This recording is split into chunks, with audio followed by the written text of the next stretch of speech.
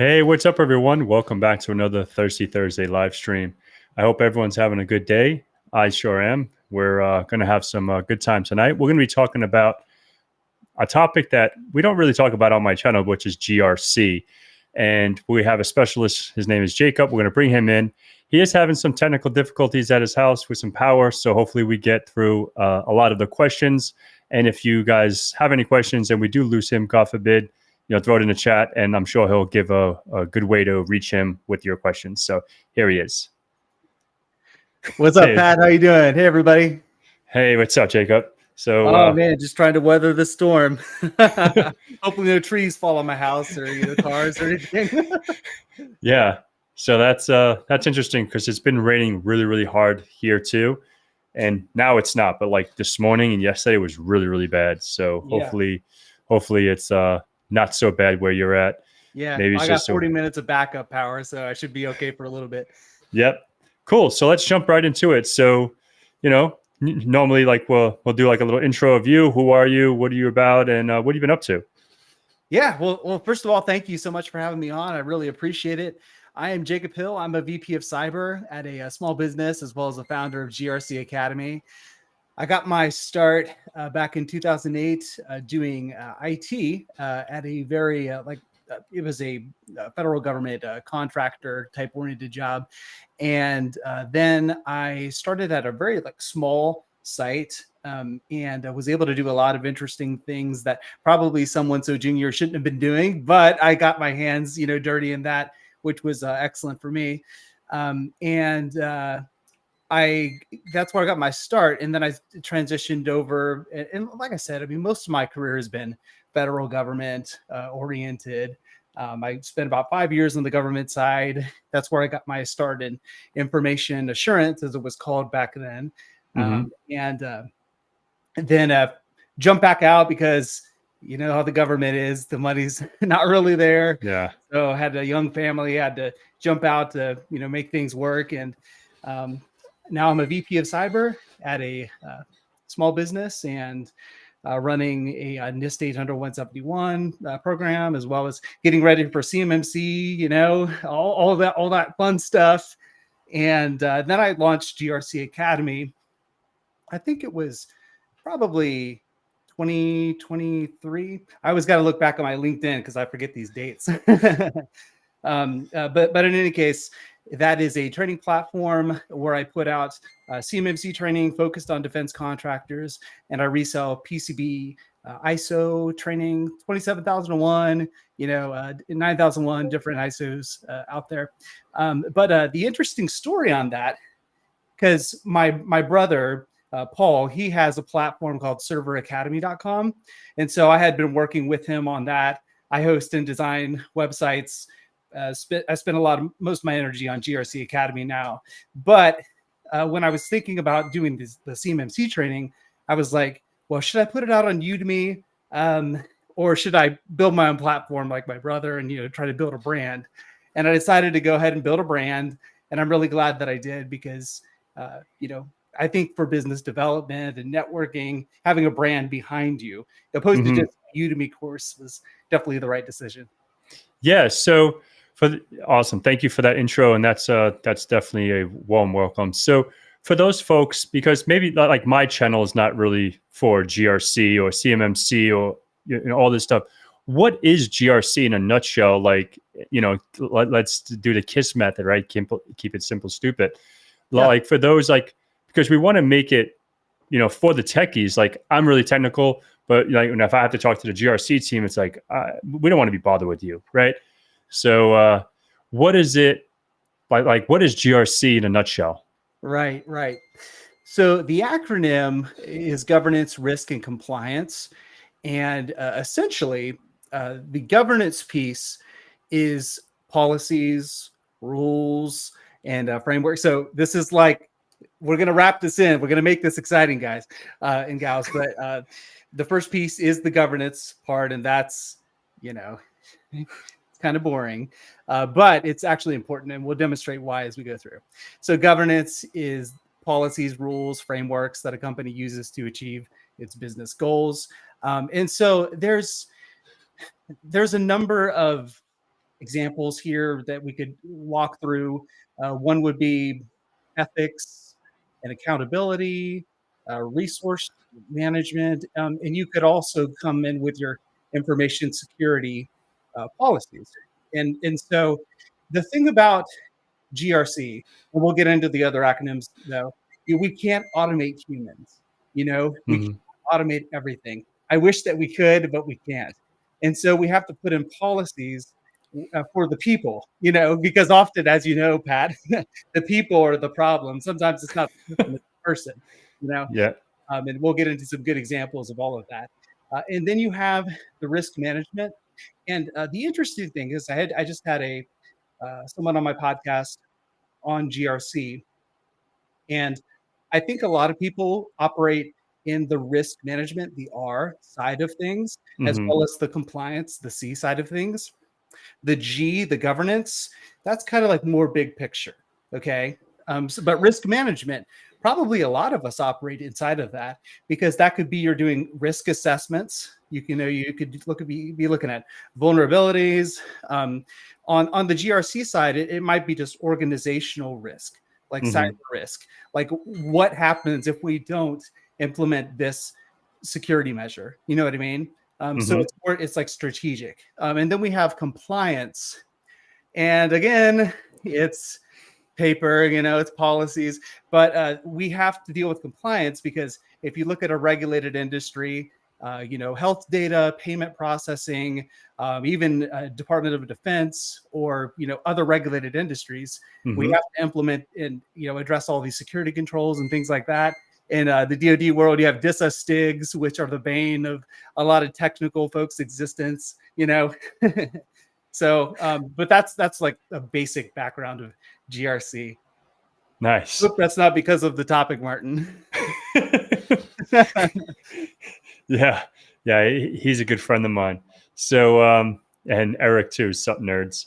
But yeah, so that's awesome. That's a good breakdown for those that don't know what GRC is and the importance behind it, right? Because when you're technical, if you're on, even if you're on a SOC, or if you are a security engineer, or if you're a pen tester, or if you're whatever, Yeah. like GRC, we're not really involved with that. And then we always like it's the GRC team. They're the annoying ones, right? They're the ones that always Yeah. ask for too much, or get out of here, go kick rocks, Right. So it's always like good to, that's why the topic is like GRC for techies, because make it fun, because it can be really boring.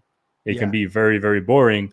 So speaking about that, like there's so many avenues, and especially cybersecurity, you can do the fun hacking stuff, you can do the fun detecting stuff. Mhm. What made you choose GRC? It's interesting. My career was a little winding. So started out in IT, as I said, and then on the Hmm. government side, it was like almost like project management. And then I was like, I'm getting my security plus. Maybe I can get into security, because that had been my goal. And the funny thing about it is, I had this good friend growing up, and he said, you should get into cybersecurity. And this was when I was like 12. And I was like, that sounds good, And so that was always kind of a goal. Not really a great reason, but that, that's probably the reason. That's the reason why. But because we were very technical. I mean, my mother, she was pretty like tech genius. She would take apart people's computers, repair them, and all these things. And my dad was a land administrator, so we had computers all around.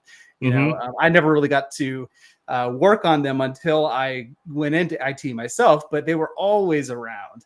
Yeah, And you know how it was. I mean, back in the 90s, it wasn't as common to have all of the things we have right now. absolutely. Yeah. So, and remind me, because I'm veering off a little bit. I feel, what was the actual question? I'm so sorry.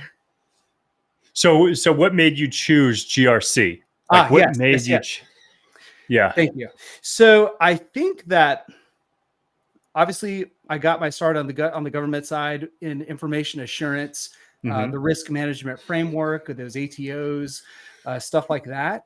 And then I kind of kept doing it after that. I jumped out of government back into an RMF role, and then NIST 800-171, which is a set of security controls focused on protecting controlled and classified information.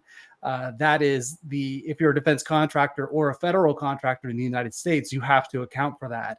And so I just kind of kept going. And I kind of realized that it's not always fun, right? But neither is being a techie implementing STIGs. There's things that you just bang your head on the desk that you don't want to do. You know what I mean? But I actually enjoy. I'm pretty good at writing. So if you're going into GRC, I feel like writing well is really important. And if you enjoy it, that's even better. If you don't enjoy writing, I wouldn't recommend going into information security or GRC. But I guess that's kind of maybe a little bit of the reason why I decided to, but also I got to dive into the technical side too.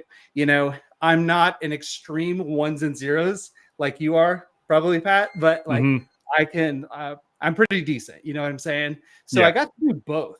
If I was just doing one, I don't know how that would be for me, but I did get to do both. But that's another thing. You do a lot of things at a small business. So I got a good mix.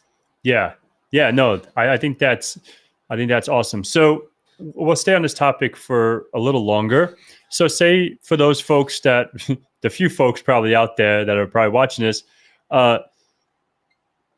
if I'm interested or they are interested in GRC, will the academy that you have out there, can I go through your academy and get out of there and say, okay, I can go get a job in GRC? Yeah, certainly. So my academy, I would say, is more framework specific. Okay. Gerald Alger, I actually don't know how to say his last name. Yeah, Simply Cyber. Yeah, Simply Cyber. Yes. He has a great GRC master class. I don't have anything like that. So mine are more specific to ISO 27001, more focused, I guess.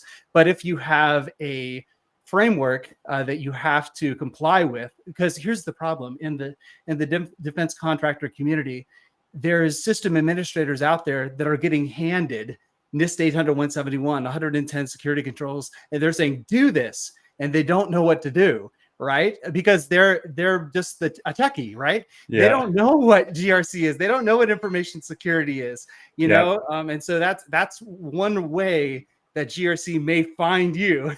You know what I mean? Whether you want it or not. If you work in a regulated industry, it's gonna hit you. Yeah. So TCM has a GRC path. Oh yeah, I didn't even know. Oh yeah, they do.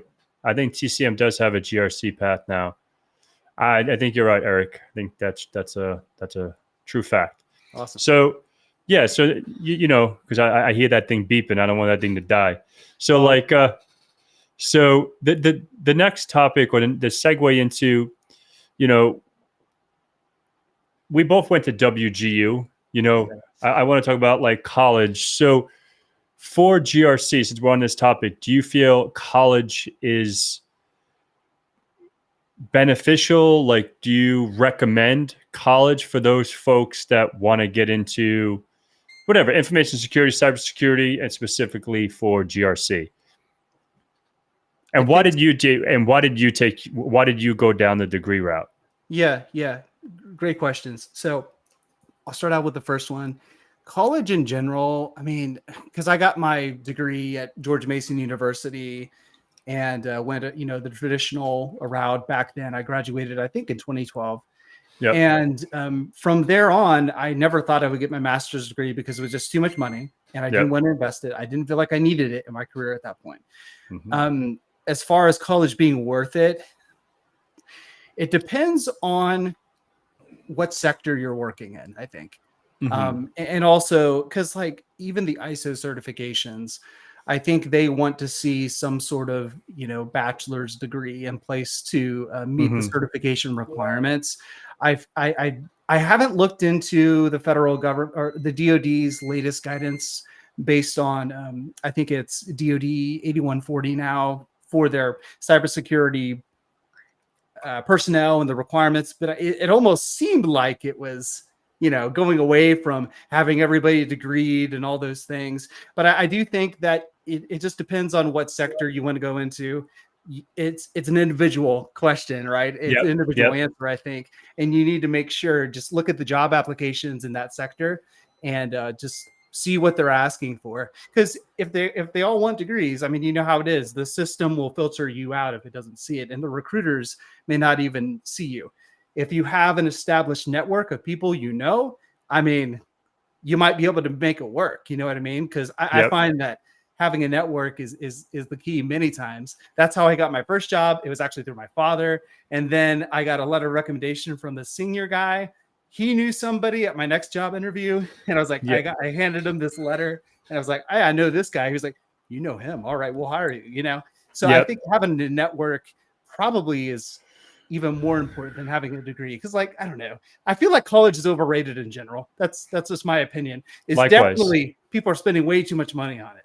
Yeah, no, and then we'll get into how you were able to get a master's degree in X amount of time. But so I feel the same exact way, right? I feel the same exact way. Like the last 1, 2, 3, 4 positions that I've gotten is through because I knew someone. Yeah. 3 of them I didn't have to go through any application, but this last one, I had to put, go through the whole, but now I'm, at a place that, I love it. I enjoy it. But if I didn't have that connection, would I have gotten a job? I don't know. Maybe, it would have probably been harder to get in front of the right people. But since this person works there, and that's the person I'm working with, obviously that's the upper hand. So networking with folks is definitely way more important. It's not even about than a degree, I just and maybe asking, okay, I'm not someone that's going to email or text people on LinkedIn or whatever. It's go to these local meetups. Literally just before I got on this call, I was on a IAC Square chapter talk. They asked me to talk for, maybe some people are on here right now because I told them about this. And it was awesome just to talk. And now, they saw my face. They saw who I was. They saw it was about GRC. I don't know how it got in there about GRC. I'm not a GRC expert. So I guess because they saw this podcast, maybe we can give him GRC. I'm like, oh man, now I have to Google some stuff about GRC because I don't work with GRC. But but anyhow, it's now, say for example, God forbid, and I remember some of the names, and I've talked to the organizer, and now I know him, and now it's okay, maybe if I ever need a position in the future, I'm like, hey, XYZ, you remember when I did this? Hey, how you doing? Can we meet up for a virtual coffee? Can we just catch up? Hey, you know anyone that's hiring because I'm back in the industry, or I'm back in the field or whatever, back on the market. And it's maybe I don't have to go through that whole, what is the ATS system or TS, whatever the hell the system. Exactly. And like you said, what if they're asking for OSCP or CISSP or whatever? And you're I know I can do all 8 domains or whatever it is for CISSP. I can compromise boxes on HackTheBox. I can do OSCP stuff. But I don't have those certifications because maybe A, I'm too broke, or 2, I just never needed them. Right. So now, and then now I can say as someone that knows me, hey, I don't have the CISSP or the OSCP or whatever, but if you guys really want me to get that, how about let's write a deal? Okay, in 6 months, I need to study. If I don't have it by 6 months, I get whacked. You know what I mean? Yeah. And you'll be surprised how many people do that. I got that done to me. I remember when I was studying, applying for a network engineer. It wasn't because Martin, I worked with him over 10, 11, probably 15 years ago now. Mm-hmm. And I think it was a company after him. They wanted CCNP. And I didn't have I think I only had CCNA back then. Okay. And I was like, oh, I only have my CCNA, but I can do quote unquote, I don't even know what was CCNP level stuff. I was doing routing, switching, firewalls, ASAs, UCSs, and blah, blah, blah. And I was like, how about if I had the study material, I had CBT nuggets back then.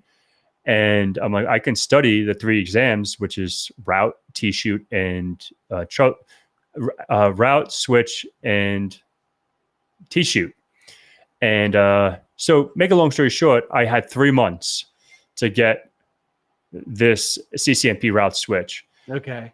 And they had the faith in me, and they said, if you don't have it within 3 months, we have to let you go. We can't keep you, because it was more because we needed to have the certain level of certifications and certified people, because it was a consulting firm.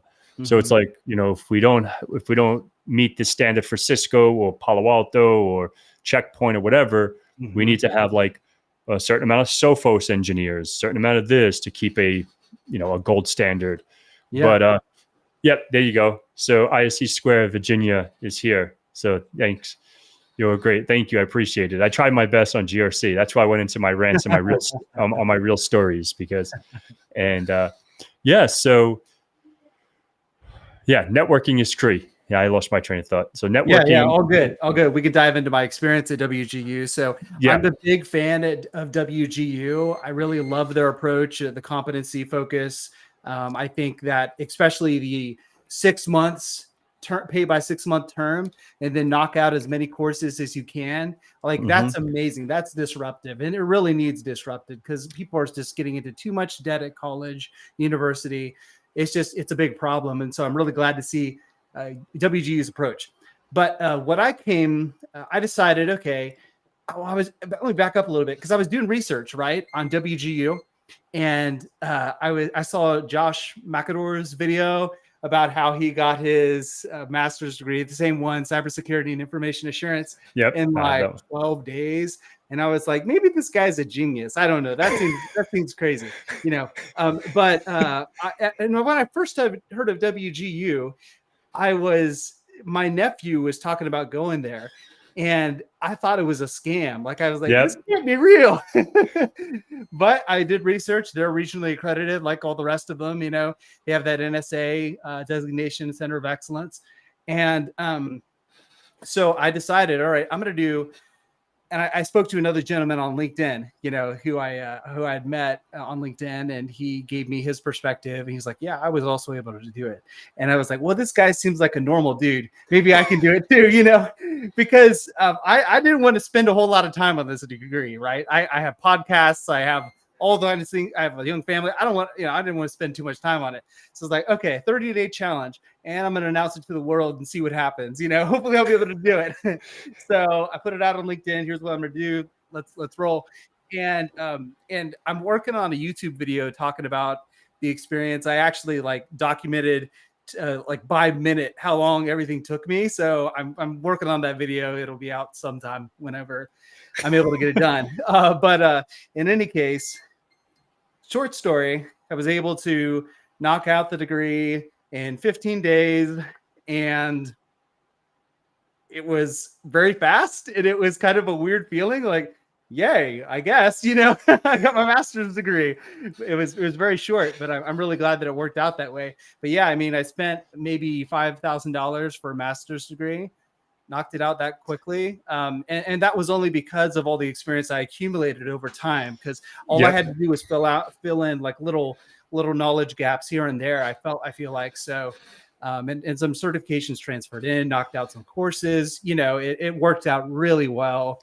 And for me, like WGU, they are not, the biggest thing about them is it's a very lean. I'll say, put it that way. It's a very lean. I don't think it would have worked for me when I was younger, but I came in with a ton of experience. I knew what I needed to do. I had the knowledge, most of it, and was able to knock it out. So I'm glad it worked out that way. Yeah. So obviously, to clarify this, and because I did my master's at WG2 as well, obviously I did it, I think mine in 6 months, just because I had same thing. That's like right with my daughter, like young family as well. So, and the reason you did it in 15 days is and just, I want to put this out there in the world, because it's like, oh, I can go get my master's in 15 days. You need because he had this experience, he maybe had some certifications that you get these credits for. Like I had CCNP when I was starting to, so I had some credits knocked off, or, incentivized, or whatever you want to call it. Like, boom, I didn't have to take these classes. So like that 18-month program or whatever, however long it is, like if you have 0 to finish, I think it's 18 months. Is it 18 months? Yeah, probably right around there. I Yeah, think 18 months. And I knocked it out in 6 months. I think it was like 5.5 that's months. great, man. Yeah. Yeah. And just because I had some of those certifications, right? Like I had A plus, Network plus, Security plus, Linux plus. I didn't take them there. I think the only one I took there was like Project Plus. And but then like the CEH I got from them, because I don't think they do EC console anymore. But I had CEH, CHFI, LPT, and ECSA through WGU. So that's the good thing about WGU. It's not only that you're going to get a degree, but when you get out of there, you have a shit ton of certs under your belt too, Yeah, which is super, super cool. Like, that's awesome. I don't know any other school that actually does that. Off the top of my head, I don't know. Yeah, I love and that. So, yeah, I just want to make that clear because, yeah, you're right I got over there. 9 minutes on my backup. Let me dive into maybe some of the interesting reasons why GRC is needed. Go for it. All right. So I'll give you a good example. Great chat, Pat. I really enjoy it. If I go dark, thanks all, appreciate it. But let's roll into this. So here's a good example. I'm at a hotel. You know how they code your card, they give it to you. Of course, when you get up there, it just doesn't work. So you go back and you say, "Hey, man, my card, can you recode it?" And the guy says, "Sure. What room number?" You're like, you could say anything. You know what I mean? So that's one example of why policy is needed. That's a human interaction right there. And so people, like I said, we cannot automate people. So we have to put in policies. We have to train them so that they are resistant to that type of social engineering kind of attack. And that's just a silly example of a hotel key card, right? Another example, and this is kind of an interesting angle I recently thought about, was SIM swapping. So when you buy your phone from a carrier, when you think about it, you're actually partnering with that carrier because they have a real responsibility when it comes to the security of your phone number. In relation to SIM swapping. And banks, like, I don't get it. Banks, they still use text messaging as MFA. I'll never understand that. It's like, come on, man. And I heard on Darknet Diaries that Verizon, they're one of the very resistant carriers to SIM swapping. Of course, they're very expensive, but when you think about that partnership angle, it's just very interesting because I don't know if they have technical controls in place, maybe like least privilege, dual authorization when somebody's requesting, transfer the number to this SIM or whatever. But like, it's an interesting angle that I haven't thought about before. Yeah, I think the reason why to sprinkle some stuff on there because they're using what's called it's a CDMA network. So Verizon is on CDMA, and I think T-Mobile, they're on CDMA, and then what is the other one? There's two of the networks, like one with a SIM and one not. I just had it in my head, CDMA and GSM. GSM. Yeah. So it's GSM. So like now, if you have an actual SIM card, you can do that SIM swapping. But I think on the CDMA network, there is no SIM, there is no physical SIM. It's all like the eSIMs. So yeah, I think that can obviously they probably have better, things in place. I think it's them and Sprint. Sprint is I think the other one that are on, but like Metro PCS or T-Mobile, AT&T, they're all in GSM. And that's interesting. Yeah. Another area is password resets, right? And so a example of, because the typical example of a bad guy calls the help desk. Hey man, I can't remember my password. I'm the CEO, or whatever. And they just socially engineer the guy on the line, and then the bad guy has the password, is able to log in, all the things. So an example of how GRC could help there is, and I'll give you a specific thing, an idea, I guess, roles that are in a high risk or at high risk of social engineering. This is what I would say: implement more least privilege, as well as perhaps dual authorization. I was doing a podcast with a gentleman. I can't remember his name, unfortunately. I'll pull it up here. Give me 1 second because I got to give him credit. He is a pen tester. Chris Silvers. He might kill me for that. Anyway, so Chris, there was a clip that I put on YouTube, The Power of I Can't. And so he was saying there was a few things that will cut a social engineer off of the knees. One of them is I can't. And that means he's like, hey, man, I need my password reset. I really do. Got 4 minutes. That's beeping. I need my password reset. And if he said that if the guy on the line says, I'm sorry, I cannot do that due to policy, or I can't do that just because it's like, I don't have access, that type of example, that has real power. And then this thing is constantly beeping now, so I'm sorry. One last example, the shadow IT, right? So there was a huge cloud provider that had to respond to a breach. A bad guy was able to compromise one of their environments, and essentially they had to respond to it. And what it was a shadow IT environment, which means that it was not authorized. It was like a lab that some guy had who worked at a huge cloud provider, and the bad guy said, "Yeah, we got all these keys, we got all this access," and they had to respond to it. And so that's just another example of GRC in play. We got to follow these rules and policies for reasons. It could be regulatory, it could be compliance, things like that. But that's pretty interesting. And this thing is 3 minutes left. So, and constantly beeping. I'm going to mute. Go ahead. Yeah.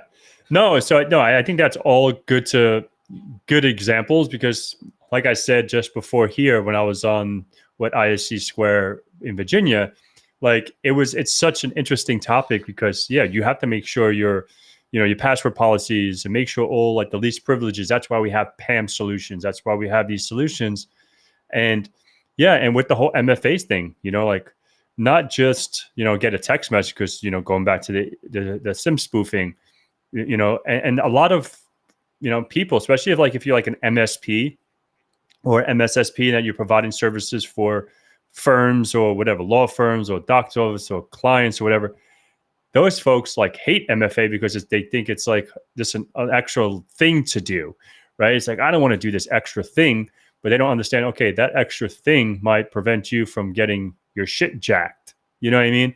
And I always try to use the analogy, okay, you don't, you have a house, you have doors, and you have locks and blah, blah, blah. So it's you're just going to leave your windows open, really open. And no, you're going to close them, buckle them in, because you want to make sure the thief has a harder time to get in the house versus just walking straight through your front door. And the same kind of concept. And once you bring that, use analogies like that, it's oh, okay. I just thought it was annoying because I don't want to put a 6-digit code in all the time, blah, blah, blah. But once you start, it's all about the education. And this is what I was talking about earlier, and end user education and security awareness training is super, super critical, because without the human element is the weakest link. Like you said about the key card going down, I'm at, did we lose him? I think we lost him. Look at his face. I think he gone. Yeah, I think he's out. So let's take him off, and we'll just talk with me for now. I don't know if he's going to reconnect. Probably not, because his power is out. But I'll hang out for some time. But going back to that, that's why you have to make sure your stuff is secure. You have to make sure your locks are locked. So I know it's a real annoyance, but I think he's back. Maybe he's going to be on his cell phone. Let's see. Yeah, I'm just going to be on my cell phone in the dark. Can you hear me? Yeah, I can hear you. Yes. Okay, awesome. All right, sorry about that. So one other example I was going to give was security frameworks, right? Yep. They are. Can you imagine if you were going to go secure a network, set up a network, and it was all up to you to determine what security to put in place? That would be overwhelming. So these security frameworks, like ISO 27001, like NIST 853, RMF, those types of things, they are kind of like a template, right, for implementing security across networks. So it's almost like they're a checklist, right, to make sure that you're accounting for all of these different security things. And they definitely have their problems, but it's better than not having any template or guide. You know what I'm saying? Mm-hmm. Yeah, most definitely. I think that's totally true. Something's better than nothing. Right, right. And give me 1 second. I am just trying to gather myself here. No, you're fine. Yeah, so I guess going back to the example of why techies should care about GRC. Mm-hmm. GRC, I think one of the main purposes is to help secure the human, right? To help, because like I was saying, we cannot automate the human, so we have to do something through policy. We have to do something. And going back to that example about the shadow IT, because I briefly touched on that. That was pretty interesting, because let's just say, for example, you have a compliance requirement from the government, and they're expecting you to implement all of these security controls, and then you have cyber insurance, to help take care of, if there's incidents, that it'll pay out to the government, hopefully, because you've done your you've done your due diligence and all those things. Well, if some IT guy doesn't like the security and thinks it just needs to be easier, and he creates his own like AWS environment, and then puts source code out there, or who knows, you know what I mean, in an unmanaged environment, if that gets compromised, that's really putting the business at huge risk, because the regulatory fines can be really big. And then there's the whole concept, like the False Claims Act, people falsifying their cybersecurity compliance, which has been kind of an interesting news story. But it's there's just a lot to it, and a lot of dire consequences that can come from it. So I think it's just really important. One of the most important things for techies is to understand and learn to respect the rules that are in place. Mm-hmm. Because if you don't do that, you could really cause damage to the business that you're working in, as well as your career potentially. So. Yeah, I think that's valid points. That's super interesting. And as you're getting into the world of IT and cyber and all that stuff, like if you're interested in GRC, just make sure you wrap your head around what it's involved in it. You know what I mean? So it's like it's definitely interesting, and it's not for everyone. That's for sure. Yeah, And yeah, that's right. I think another interesting angle is younger people who grow up with technology, and they grow up and they're just so accustomed to it. And so when they get into a job where they're expected to abide by policies, maybe stringent rules, don't install this software, don't install unapproved software. Most of us maybe have done that a time or two, yeah. But that could cause you a lot of trouble, man. I've had some experiences like that when I was young, and thankfully, the powers that were at that time had mercy on me. But that's a tricky area as well. When you're just starting out, make sure that you understand the rules that you're accountable to, and don't mess it up. Yeah, no, I think that's so true too, because same thing with me. Like I remember, and this is before, like now we have everything really, really locked down. And yeah, that's true. Everybody lies on PCI audits. But, and I remember, like, I don't remember if it was the C suite for Adobe C3 or something like that. It was CS3 or whatever it was.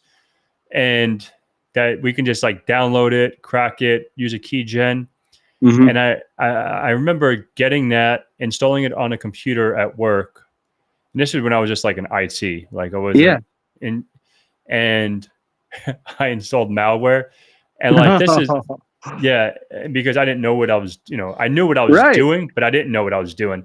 I Right. was like, oh, I just wanted a free software, and I got it from the torrent, whatever, uTorrent or whatever the hell I downloaded, BitTorrent, and I remember I remember exactly when it happened, and remember like how EDRs and AV works now, like with 0 days and the way it actually looks at the application. Before, with like SCP, semantic endpoint protection, with antivirus, you have to have the signature out in the wild already for it to be in their database and for it to flag it.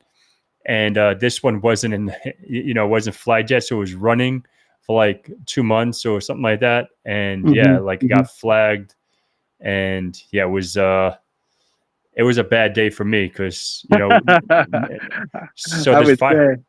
this virus was like on my machine and doing whatever it was doing against other machines for like 2 months until it was actually like quarantined and deleted. And and then I got smart. Then I started putting it in virtual machines and doing all that stuff. But I learned my lesson. That was Right. that was a long time ago. Right. And that's another example of a GRC type requirement is supply chain. And there was a very interesting DOJ case that came out a few years ago. And supply chain, like at a high level, it just means that you're buying. This is a very high level. You're buying it from approved sources, the OEM, authorized resellers, but also if you go a layer further, who's in their supply chain, who's making the components. You know what I mean? Is it foreign governments who are adversarial to us and all those things? So there's many layers it can go down to. But what happened was the DOJ said this guy was running. It was a ton of eBay storefronts and Amazon storefronts and things like that. And he made like a ton of revenue. I think it was in the millions of dollars over time. I don't know, it might have been 40 storefronts in total, I think. But basically he bought this Cisco gear, quote unquote Cisco, that came through China, like Hong Kong, and then was routed to the United States. And it was counterfeit. And when they say counterfeit, they did not explain, what might have been part of embedded in those systems. You know what I mean? So everybody thought they were getting a great deal. You know what I mean? Like, this is so cheap. This Cisco stuff, this is amazing. But in all reality, it was counterfeit and probably came with some interesting goodies as well. You never know these days. Yeah, no, exactly. So that's what's so important. So like, even with that, like validate your vendor management, make sure you're all good there. Like there's so many avenues to make sure you're secure. And it's the wild, wild west out there. So just be that's safe. right. That's right. And how are you going to automate supply chain? Like, you're buying through OEM, you can't, you know what I mean? So you have to have policies in place to make sure that the equipment that you got hopefully doesn't have back doors. Who knows what certain agencies are doing. That's another story, but at least to other governments, you know what I mean? Yeah. So. Yeah, no, I think that's all good. We have about 15 minutes. I'm not sure if we have any questions. There something with some Juicy Juice kid with Juicy J's reviewing things. What did he say? Somebody keeps calling me voice over IP, and I think it's a different numbers all the time. How can I track them? So, all right, you want to know me, because I always keep it real. What does it matter if they're calling you? I can call you. Just block the number. You know what I mean? Like, I don't know. That's just me. If you keep calling, I just hit ignore, put you in a block list, and don't waste your time. I don't know. Your energy's spent better elsewhere. And I love how Martin put, is there a program, Obamacare? So he's trolling. Yeah, that would be pretty hard to track. I mean, because you got the silly prankdial.com, if that's still out there. You know what I mean? You could connect people and listen to the conversation. It's crazy. Yeah. I don't know. I never really got into like, that whole spam and spoofing numbers. And, like if I was on an engagement, and obviously I have to that's a different story, but just to like prank people and waste my time. And even when people do that to me, Like, it's like, ignore. Like, when it says spam likely or whatever it comes up, I'm like, ignore. You know what I mean?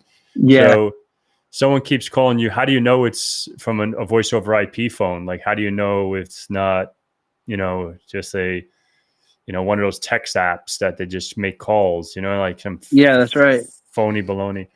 But they call back with a different number every time I block it. That's the problem.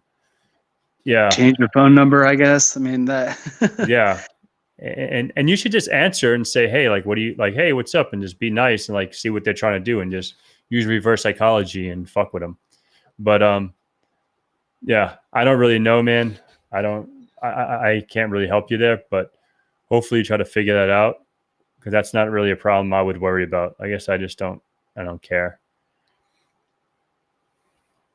But yeah. And Martin, we have to get you on. I hope all is well with you. And it's been a minute since we caught up, so definitely shoot me a message and we'll get together. It'd be awesome to catch up. Let's see what other things I wasn't really. I don't think there's too much activity. Hello, super. What's up, nerds? Yeah. Something that helps it pay for a month or two of data removal purposes. It does help. Yeah, exactly. Yeah, you can go into like data removal services, so your phone number is not out there, and even so, like, you can remove it. Always an Asian girl's picture. Yeah, that's true. But yeah, the thing about, like, if you own a property, I don't know, Juicy J, I don't know where you're at in the country, or if in the world or whatever, but if you're in the States, like, doing a little bit of OSINT with your phone number, you can get so much information, especially if you're a homeowner or you own properties. That's why it's always good to have like an LLC, and then put your properties under your LLC, and then try to anonymize your personal stuff. But that's on a whole nother topic. Yeah, Pat, I do have to jump off. I guess there was actually a tornado, so I got to go figure out what's going on here. But thank you so much for having me on. I really appreciate it. Thank you everyone for attending and listening as we talked. I really appreciate it. Jacob Hill, grcacademy.io is my website. You can find me on LinkedIn as well. I really appreciate everyone's time. Thank you so much. Yep. Anytime. Take care. You too. But yeah, so I'll hang out for a few more minutes. And if you have any generic questions, like, not about GRC, because I'm not a GRC person. That person was Jacob. But yeah, about like the whole data removal and all that stuff, yeah, you can definitely do that. That's definitely a step in the right direction. But yes, SOC 2, Type 2 are nightmares. Definitely a nightmare. And yeah, I don't know if there's any other questions, I guess, for me. And there is something that I'm cooking on this week. I'll probably make it announced next week, so be prepared for that. And some interesting stuff that I'm doing behind the scenes. And my course, like, I am putting out a course, like a junior penetration testing course, and I'm working on a few little modules. I'm trying to finish it up tonight, probably. And then I have 2 more sections of this course, and then I'll hopefully put it out there on Monday. So, if anyone's interested in supporting that movement, I'll have a course, be out there. I'll put it on probably YouTube. I'll announce it, and LinkedIn and Instagram and Twitter or wherever else it is. What do you think about XMPP? I think it's actually pretty decent. I'm amazed at how many certs you have. Method of getting. Oh, thanks, Tony. I don't know when the 100K plaque is coming in. I'm still waiting for it. They said the internal YouTube team is looking into it. It doesn't really make sense to me. I don't know what they're looking into. But thank you, Christina. So let's go back to Tony. I do have a lot of certifications. What is my method of getting them? So the way I do it, me personally, it all depends on what certification it was at the specific time. So, and why I did the certification that I was doing. So for an example, let's go comes a couple steps back in my career. Say when I was doing, I don't know, VMware, VCP or VCAP, which is VMware Certified Professional, and then VMware Certified Advanced Professional, I think is what the CCAP stands for. It was in DVA or DV, Data Center Virtualization. I don't remember all. There's too many acronyms. And it was probably 8 years ago. I did it in VCP 3.5, I think I got, or VCP 4. But now they're like up to like 8 or 9. So anyhow, like what I would do is if I'm studying or if I'm working on a project and it needs to have, if I'm working on a VMware project and I'm implementing vCenter and all that stuff, okay, cool. And I can give you, I don't know how that exam is now, the Certified Red Hat, but I'll talk about that for a second. I did take that exam about 5 years ago. But so yeah, so anytime I took an exam, I took it for a reason. And I did it because if I'm working on a specific project that, you know, is about Cisco, is about VMware, is about Microsoft, is about Azure, or whatever the case may be, my thought process always behind it is why not get, you know, celebrate with something. How do I say, like, I want to be able to reinforce the topic and be like granted with a celebration about learning something, right? If that makes sense. It's been a long day. So like I would take VCP because I'm working on VMware. So it's like, okay, it's like we talk about college and master's degrees and whatever. It's like, what, you're not going to go 4 years to school without getting your degree, right? That's like saying, okay, here's 4 years knowledge reinforcement. Yeah, something like that. So it was more like I'm studying this at work, not studying. I'm working on this at work. Now I might as well just get certified in that topic. And that's, I'm not sure if that really answers your question. So what I would do, I would come home, just study my ass off and just do whatever I need to do and just take the exam. I never really thought about too much about the process. I guess this might sound crazy, but I don't study hard. I never really studied hard. I think what helped me is like working on the topic or working on the technology and then quote unquote studying for it for an exam. I'm already reinforcing that knowledge all day, every day. So the exam is just like a validation that I know what I'm doing during the day, right? So I think the hardest exam that I studied for was my MCSE for 2003 server, and for CCDP, which is Cisco Certified Design Professional. Those two, because I wasn't designing, I wasn't like doing all that, you know, pre-salesy stuff. I was doing more of the implementation, the troubleshooting, and that. But yeah, so you're taking your Red Hat certification tomorrow. Good luck. I hope you ace it. And yeah, man, if you're working on Red Hat, if you're doing it all day, every day, it's going to be a breeze, because when you're looking at the exam, it's like, oh, I know this because this is what I did yesterday when I had to do X, Y, Z, right? So hopefully that gives you some reassurance. For me, the hands-on, yeah. So now we can go into the exams that I studied. Like now, for an example, you know, like the hands-on stuff, like PMPT, or if you're doing OSCP or PJPT, or, you know, these hands-on hacking certifications. These are fun because it's like if you're a pen tester during the day, you know, that is just reinforcing, just utilizing that technology or using those hacks and all that stuff. But that's just me. I don't really study hard. I really don't, and I'm not a genius by any means. I'm fucking the dumbest kid ever, but that's just me. I just think that's just the way I am. Maybe I just use my brain partially for whatever I need to accomplish at that specific time. All right, so let's, what time is it? We've got a couple more minutes. So, all right, with Telegram going down, any other privacy would be my own XMC servers. It took me forever to figure out because I had no recent videos on it.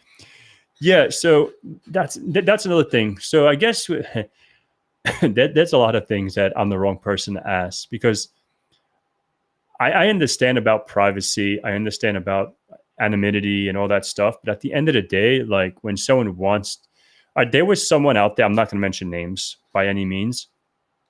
And this person goes by an alias on the internet, right? And, you know, I have this person, like I'm friends with this person. I talk to this person, and I only knew this person by his alias. And I never asked him for like, yo, like, what's your real name? So I took it upon myself to go do what's called OSINT and do all that stuff. And I found it, and I was like, hey, you know, Joe Blow, you know, is your name Joe Blow? And he's like, how did you find that? And it's like, oh, I just Googled it, you know, use a little bit of Google Dorking, like I learned in some courses out there on the interwebs.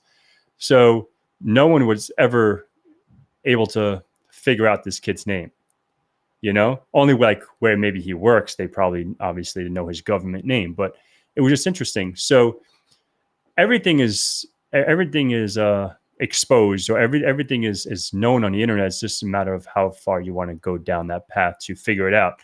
And when I'm eager to figure some shit out, I'll figure it out. I might be the dumb motherfucker, but I'll figure some shit out. But yeah, so yeah, man, there isn't many videos on that. I know a little bit about it. I'm not like an expert with it because I don't really, you know, I hate when people, oh, give me your signal and give me your shit. Just give me your fucking phone number. You know what I mean? Like, it's so much easier. I guess I don't know if I'm just getting too old and I'm just the old kid on the block, and all the new kids on the block like their Telegram and Signal and, you know, all these other shit. I just like, give me your phone number. Let's talk on the phone. And yeah. But yeah, Tony, good luck, dude. You got this. You're very welcome. But any other questions for me outside the GRC? If you have any other questions, if I can help you out. It's always fun to jump on. It's fun to be by myself, but I'd love to have guests, and it's always a fun thing.